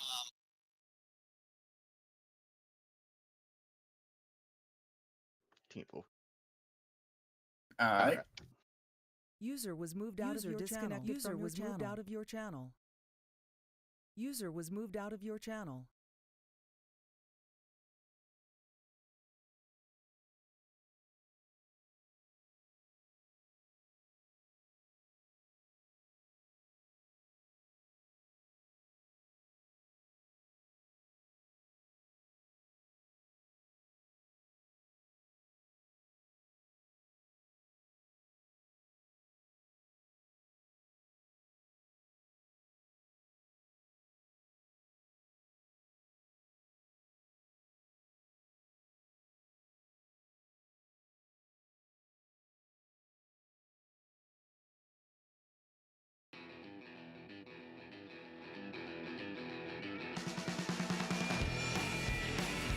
A wild race has concluded here at the Texas Motor Speedway, and Joshua Moyers dominated and led 92 of the 117 laps to win the Lone Star Showdown here at the Texas Motor Speedway on tonight's broadcast of the Fast Renegade Pro Cup Series here on the North American Sim Racing Network. First and foremost, we'd like to apologize for doing a little bit of race watching and not monitor watching within those last 5 or so laps when John Foreman was unfortunately 1 lap down. That is why it is always good to have a co-commentator, and unfortunately, that is the danger of doing races solo.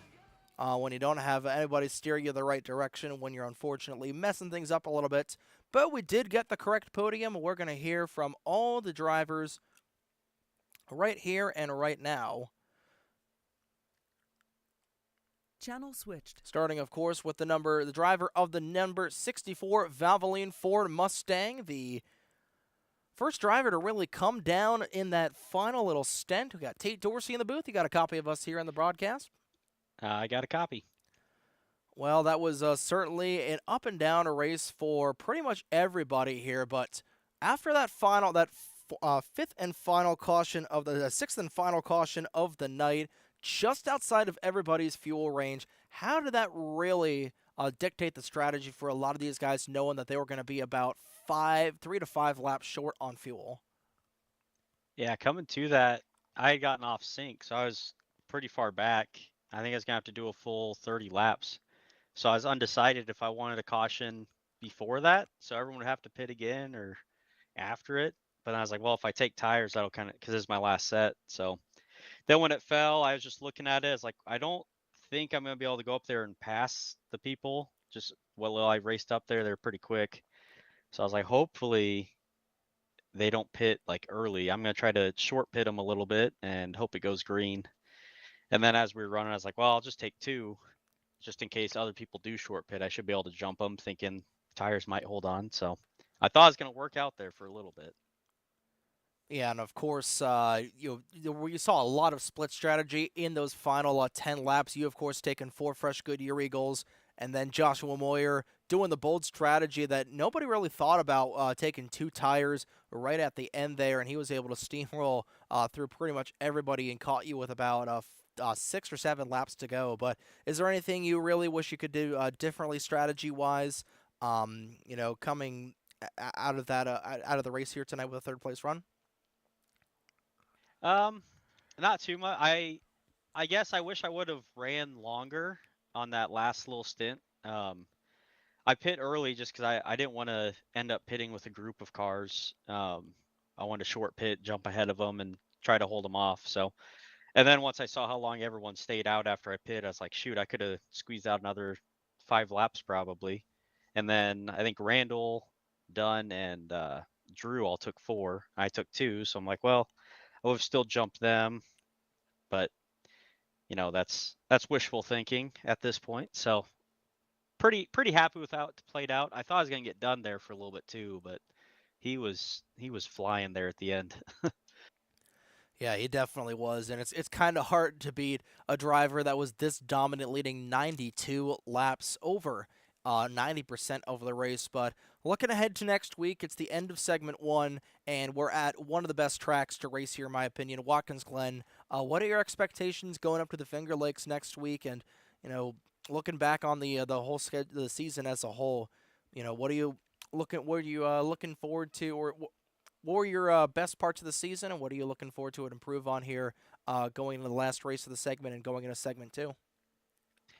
Yeah, Watkins Glen should be fun. I'm not the best on road courses. I try to just keep it on the track and hope other people have misadventures. But yeah, the season's been pretty fun. I really like Kansas until I hit a bump in turn 1 and it just shot the car up to the wall, and my race kind of unraveled there. But until that point, that was real fun. I like Kansas a lot, so thought it's been pretty fun.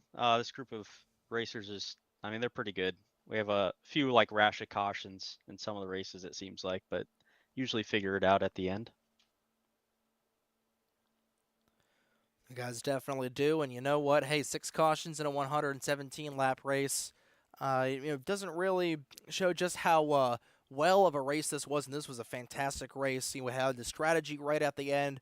I was begging that this race went caution-free, so we got the different amounts of strategy at the end on this fuel mileage. And hey, you know what? You were able to get a solid podium finish inside the top third of the grid, and a big congratulations to you.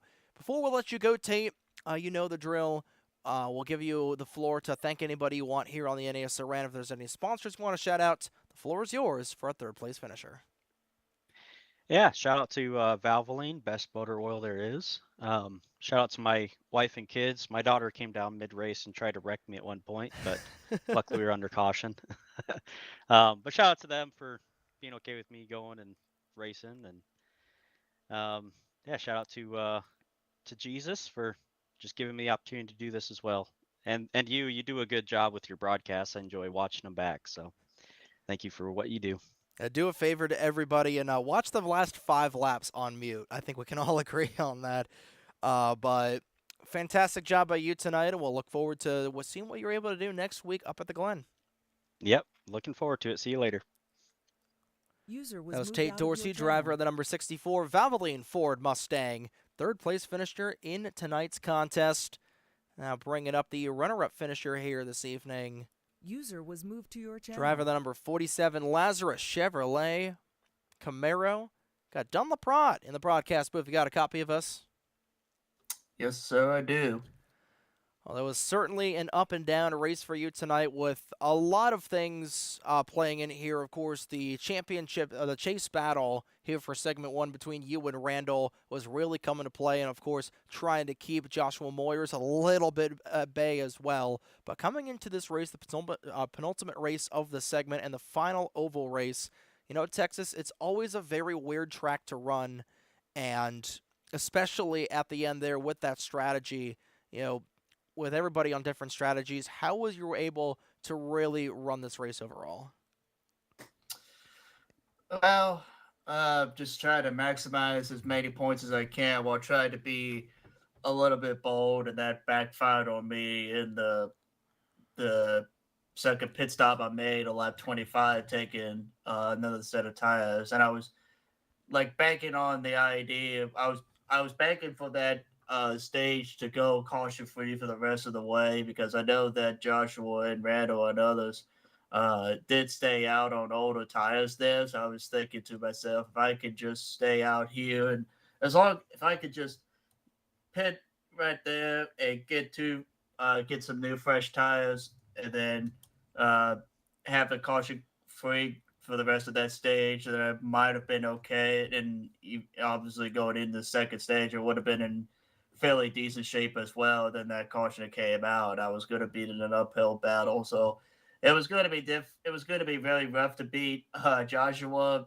and Randall for the stage there. And I mean, luckily I was able to salvage what I was able to salvage with third, and then the rest of the race I was just trying to, hang off and deal alive, trying to be there. And then luckily that caution came out with like 40 to go, so that 45 to go, whatever. So that put me right back into it. So I was just trying to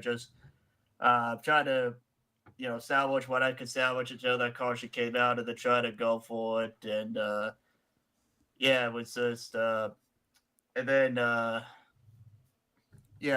then Joshua and I pitted with about 10 to go, and then he took 2 tires and I took 4 tires. And when I saw him exiting pits, I was in front of me while I was still having the left side of my tires being changed. I was like, yeah, this is probably going to be overballing a caution. And then I was trying to chase him down. I knew that was going to run out of time getting up to him, but I was shocked when I got pretty close to him that I had originally thought. So was to be able to salvage what I could salvage and finish second tonight, I'd say it was a mission accomplishment, all things considered, because I'm an idiot and make a strategy sometimes. But that's just the way it goes. Sometimes you gotta take gambles, and if it doesn't work, it doesn't work. At least you know for the next time.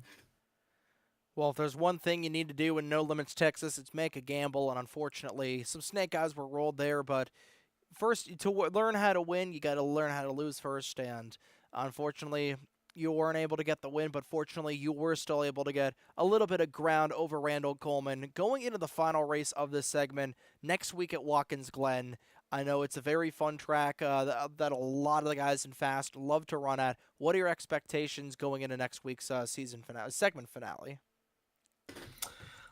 Well, I know that Joshua and Randall are going to be very tough there. I know Joshua has always been really good at the road courses, and Randall has been getting uh, extremely better at these road courses in recent years, I noticed. So I expect a very intense fight between me, Randall, and Joshua. And I know it's going to come down to the wire next week at Watkins Glen.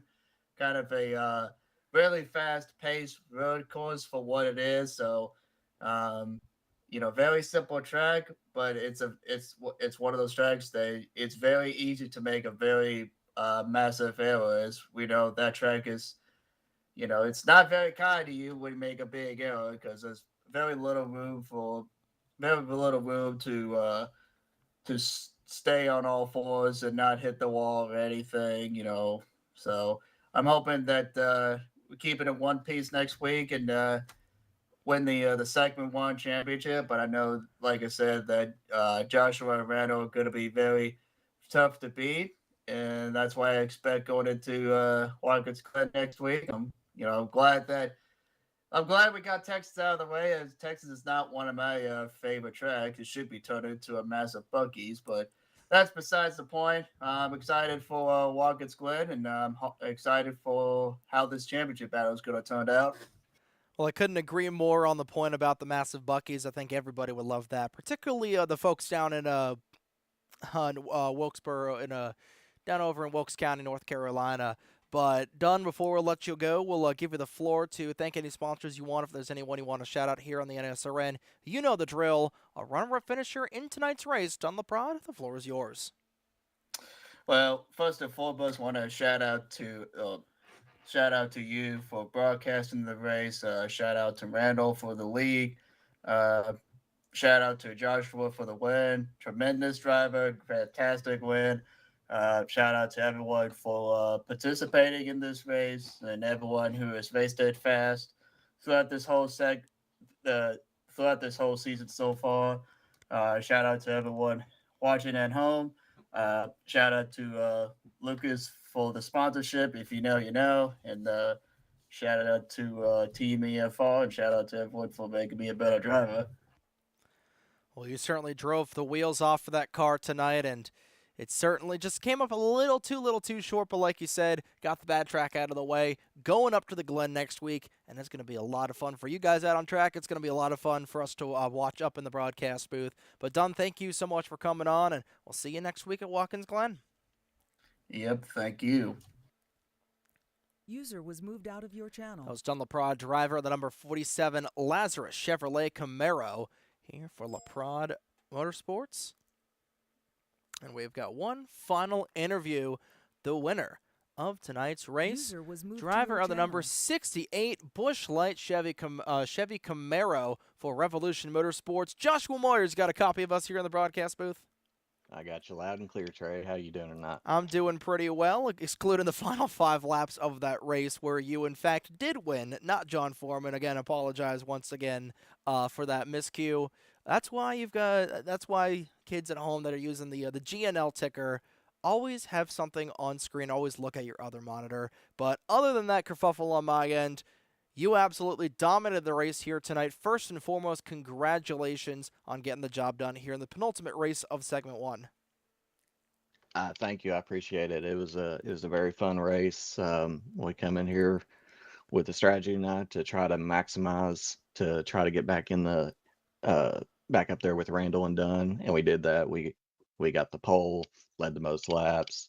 I believe the stages were 40, 40, and 37 tonight. If that's the case, we got first in both stages and ultimately won the race with a little bit of strategy at the end, just to try to solidify it, So we executed on all aspects, and it brought us out on top. You definitely did. Like you said, sweeping the stages, just about getting max points here tonight. Other than getting the fastest lap, which went to Randall Coleman, but going throughout this entire race and up until that sixth and final caution of the night, where things really changed. Everybody was just out of the reach of making it to the end on fuel, so everybody was going to have to come down very late in the race within the final 15 laps, and you come down the pit lane and you make the call to take 2 tires. Walk us through that decision. Yeah, I saw Tate pulled off, and when he came out, I had an idea that he probably took 2 tires. Just seeing how cars have been coming off pit road throughout the night. So I started looking at the lap counter and had done pulled off a couple laps earlier. I probably would have took 4, but I started as we got closer and closer to the end of the race, to where we ultimately came down with, that was it 10, 12 to go, something like that. That's literally when I decided to come down the backstretch, like, all right, I'm going to take 2. And luckily it worked out. I did rip second gear out of the transmission coming off pit road. So I was a little worried about that. If we had a late yellow, I was just going to be screwed on the restart. So, but once it looked like it was, everyone got through their green flag pit stops and was back up to speed, it was balls to the wall, as they say, and just try to keep that gap from done, and had to go chase takedown too. So it was a very eventful last few laps there. It definitely was a very eventful last couple of laps. You're just trying to dodge your way through all the lap traffic and get your way up to the lead late in the running, and pretty much just about getting max points here coming out of tonight. But going into the Segment 1 finale next week, Watkins Glen, one of the best road courses in the entire game of NR 2003. I know you and Randall and Dunn are all going to be very competitive, not only because you guys are the top 3 drivers, at a road course like Watkins Glen, but because you guys are the 3 favorites here for this chase for the Segment 1 championship. What are you looking forward to next week at Watkins Glen? What do you want to try to work on throughout this week in between tonight and next Sunday? And overall, what are you looking forward to for next season for Segment 2 as well? Yeah, as far as next week goes, we just got to practice, trying to be as efficient as possible while maintaining a lot of speed. At a place like Watkins Glen, all it takes is one mistake, locking up a tire going into the bus stop, or down into turn 1, and it can ruin your race.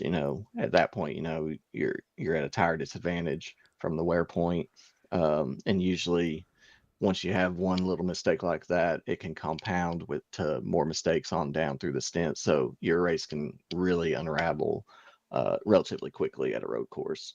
But yeah, it's going to be just to try to run quick, try to keep Randall and Dunn behind me. I know we're all really quick. My problem with the road course, I can put down a fast lap, but I do often overdrive, so I'll have to try to rein that back, but still try to get the speed that they can get out of their cars. And after season 1, whoever gets this little Segment 1 championship, congrats to them. We'll start season 2 with the same amount of energy, and try to maximize as many points as we can, and try to get some more wins. Winning's always fun, so whenever I can do it, I'm going to celebrate it.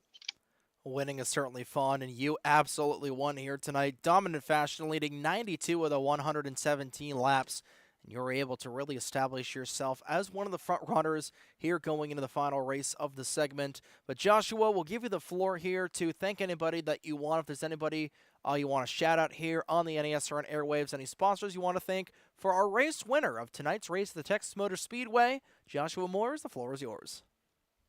I appreciate it. Yeah, I want to thank you for broadcasting tonight. It'll be a fun race to go back and watch. Got to say hi to my wife. Hope she's doing good. I think she just made dinner, so I'm a eat when I get off here. But gotta thank Randall. He does an awesome job with this league. he it's fun racing here. Hopefully we get a few more heads here to race with us, because they're definitely missing out. But gotta thank my sponsors. Busch Light was on the card tonight. Also gotta thank Cincinnati and Bass Pro Shops. So not sure yet what we'll be running at Watkins Glen yet. It may be the Bass Pro Shops. It may be the Cincinnati. It may be Busch Light. We ran good tonight, so it may be good luck to run that car. So we'll just see how that goes. And that's all I got. I appreciate it. Hey, the pleasure is all mine, and go enjoy some Busch Light down in Victory Lane, along with your new cowboy hat, 6-shooter revolvers, and a pair of cowboy boots as well. And go enjoy that dinner that your wife made as well. That's gonna be awesome. But Joshua, thank you so much for taking the time to post race to come on here for the winners post race interview. And good luck next week at Watkins Glen. It's gonna be a fun one. Thanks, Trey.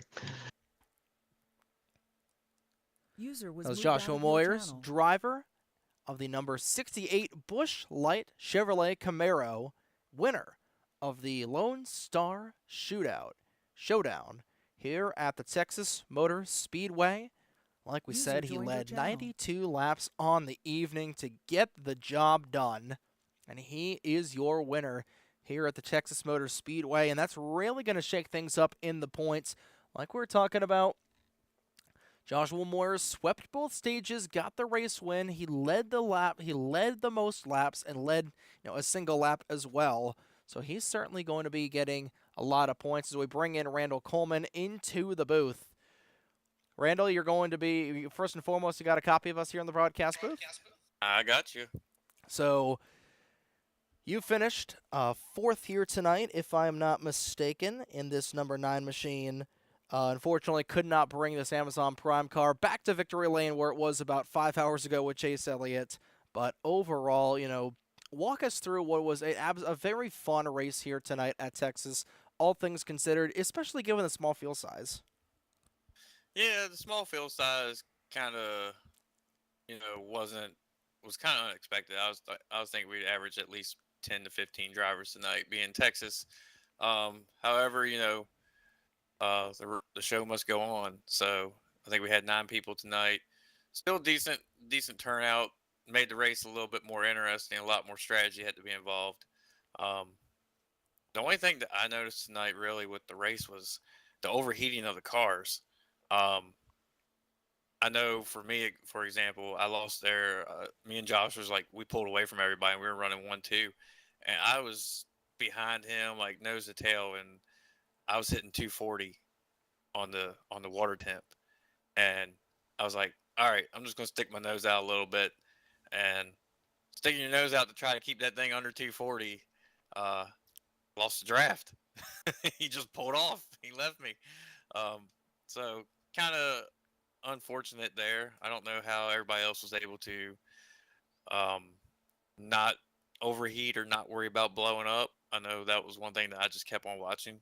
Maybe I should have not looked at it.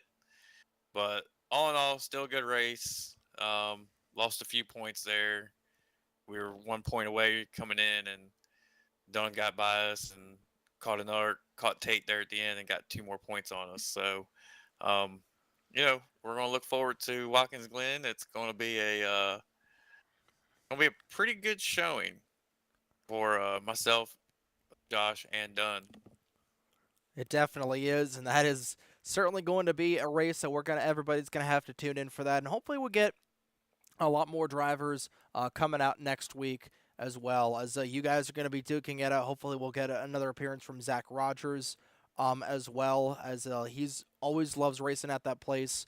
We'll hopefully try to get some other people as well, but going into that final race, it is essentially a 3-way battle between yourself, Dunn LaPrade, and Joshua Moyers. Not sure if you have the points ready to go here as of yet, but how close are we going to be coming? How close are the points going to be, if you had to guess, coming out of tonight and going into next week? Well, I don't have to guess. I do have them. I was able to jump on here real quick, get them figured up, just so we know what to expect going into next week. So, with Dunn gaining those 2 positions on me tonight, we basically tied in the stages. So, those 2 extra spots gave him those 2 extra points. So he is +3 on me. And with Josh having an incredible race tonight, sweeping the stages, leading the most laps, getting that bonus point there as well, he is only 2 points ahead of Josh. So there is a 3-point gap from first, second, and third.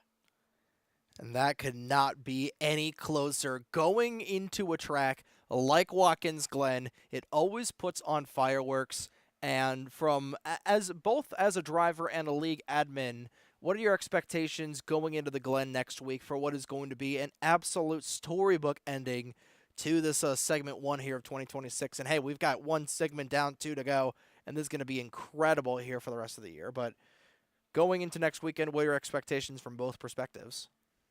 So expectations is obviously, like you mentioned, no doubt that I feel like Zach Rogers probably going to show up. He's very good at road courses. Last couple seasons there, myself and Zach have had really good battles for to win. And I expect for my team, at least my group, to be up there contending for that win, if not winning this championship. Like you said, 3 points is really, really close. And if you can steal a stage win or finish 1 spot, 2 spots ahead of somebody, that can be the difference maker right there. Right now, all 3 of us are very good at road courses. Josh has, I believe Josh stole a win a couple seasons ago at Watkins Glen himself, making it on fuel to the end of the race, outsmarting everybody else. So there's definitely going to be some strategy there. There's going to be some different pit sequences going on. I know the first season that we raced at Watkins Glen, myself and Zach were on a different sequence, and we thought it was the right one, and we wound up coming up short. We both finished, I think, second and third, or Zach might have wrecked out because of the sequence mishap, and I finished second. But being able to go up there and race in the top 5 at the road courses is something that I expect to do for myself. And I know Dunn and Josh are probably both in the same boat. They expect to go out there and be very competitive at that road course. It's a fun. Watkins Glen is one of the funner road courses, I think. It definitely is. Being there several times in person and being able to call several different races here in our 2003, Watkins Glen will also always have a special place in my heart as a broadcaster and as a race fan as well. And that is going to be a ton of fun next week. And if you want to, if there's anybody watching here that wants to join the Fast Racing League, link for the Discord is going to be in the description box below here in this very video. I highly recommend that anybody, whether you're a fresh-faced rookie to a seasoned veteran here in the NR2003 Scapes, or even if you want to come over from iRacing over to NR2003, if you're watching this video, join the Fast Racing League. Link for the description down below. Link for the Discord server down below. Randall, you put on one heck of a job here, and we're so fortunate to be carrying your races here for the rest of this segment and hopefully the rest of the year as well. Yeah, for sure. Absolutely. I hope that we can continue this and give some people out there a look at what we do, how we run, maybe even intrigue some people to come out here and race with us. So, yeah, for sure. Definitely next week is going to be a really fun week. It's definitely going to be a fun race. Looking forward to it. The only thing I'm not looking forward to is having to add those points up right at the very end and hoping that we don't have a 3-way tie at the end of the day, and I have to figure that out. Well, that will be very fun to figure. That'll be very interesting, I should say, to figure out. Definitely not fun. That's going to be a nightmare for you. Hopefully, it doesn't come down to that. But if we have a 3-way tie, you know what? Screw it. Let's go out. Let's have a one race out in California, like they had in cars. But overall, we'll give you the floor as well to shout out anybody you want here on the NASRN. If there's any sponsors you want to thank for the 4th place finisher here tonight and a damn good league director, Randall Coleman. The floor is yours. So I want to give a shout out to everybody that comes out here and races every week. Without those people coming out here to do that, we wouldn't have the league that we have. We've had some people come out and back us with some, sponsorship funds to help with our server and whatnot. So I can't thank those guys enough. Um, some of them want to remain anonymous, so I can't give them a shout out, but they know who they are. Um, it's really cool effort to have those type of people come in here and do that stuff for us, to work with us behind the scenes and everything. Um, Guys, thank you for coming out here and giving us your time to put on a show for everybody to see. Everybody then to go back and watch the race recap and whatnot. Um, and like you said, hopefully we can continue this partnership the rest of the season. Um, but gotta thank my sponsor, Napa, Amazon. Without them on board, wouldn't be out there going for wins week in and week out. Um, and my teammates, Josh and Tyler. I know Tyler didn't have a very good race tonight. He had some issues with his wheel coming unplugged and whatnot, but he was looking pretty strong early on. And with myself and Josh there in his corner, motivating him, he's only going to be better, in the following segments coming up. I think he's going to be pretty competitive, and can't thank Josh enough for trying to push me every week.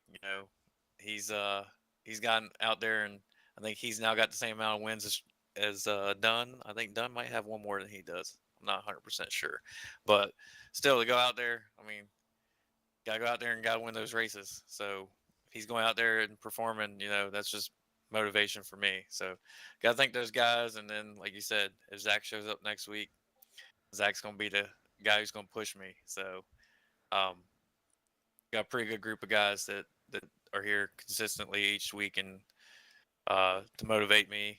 Got to give a shout out to my girlfriend. She's currently over in the other room. She allows me to get on here every night on Sundays and race with everybody. So if I don't give her a shout out, I might get yelled at. Being funny. But yeah, I mean, again, can't thank everybody enough. Segment 1's coming to an end next week. Segment 2's coming up. Got an exhibition race at Hickory, and then season's going to kick off again. So should be fun. Segment 2 is, I think, a lot more of the style tracks that I like to run on. So looking forward to that. We're looking forward to that as well, and hopefully during next week's race we can reveal the Segment 2 schedule sometime during the broadcast. But Randall, thank you so much for taking the time to come here post-race and reveal how close this championship battle is, and to talk about the Fast Racing League as well. And good luck next week, as it's right down to the wire between you, Joshua Moyers, and Don LaPrade for the Segment 1 championship. And yeah, have a good night, man. Yep, you too. User As was Randall moved out Coleman, of your driver channel. of the number 9 Amazon Flex Chevrolet Camaro for Revolution Motorsports, and one heck of a good league admin as well. And that will do it here for tonight's broadcast of the Fast Racing League Renegade Pro Cup Series here on the North American Sim Racing Network. Right before we go down, we will do a top down through the order once again, with Joshua Moyers leading 92 laps, won this race by 1.054 seconds over Don LaPrade. He finished in first. Don LaPrade was second. T. Dorsey rounded out the podium in third. Randall Coleman was fourth, and Drew Fast rounded out the top 5. 6 was John Foreman, the last car on the lead lap. 7th was Tyler Stallhood in the 7 car. 8th was James Moore in the 07, and rounding out the 9-car grid in 9th was Connor Edwards. But that's going to do it here for tonight's broadcast of the Fast Renegade Pro Cup Series. Congratulations once again to Joshua Moyers for winning the tonight's race here at the Texas Motor Speedway. The Lone Star Showdown. That's how late it is, and that's how I need to get up in about 5 hours here, so I'm going to quickly cut this off. But we go back up to the Finger Lakes region of New York next weekend at the Watkins Glen International Raceway, or the Watkins Glen International, I should say. That's going to be coming to you on Mother's Day evening. Shout out to all the moms out there. I know maybe I can have my mom on the broadcast for the next weekend's race at Watkins Glen for the Segment 1 finale here on your home for the Fast Racing League, the North American Sim Racing Network. That comes at you Sunday, May 10th at 8:50 p.m. Eastern Daylight Time. But that's going to do it here for tonight's broadcast. On behalf of Randall Coleman, the Fast Racing League, for everybody that participates in the Fast Racing League, and of course for the North American Sim Racing Network, my name is Trey Wright, saying so long from Fort Worth, Texas. This has been a presentation of the North American Sim Racing Network, your home for all NR 2003 online content between the Fast Racing League, the Fuel Racing League, and of course your family of offline series here on the NASRN. Have a great evening, folks, and enjoy the rest of your Sunday evening here for the last hour, and enjoy your week. We'll be back here for one heck of a three-way battle here next week on the windy roads of the Finger Lakes.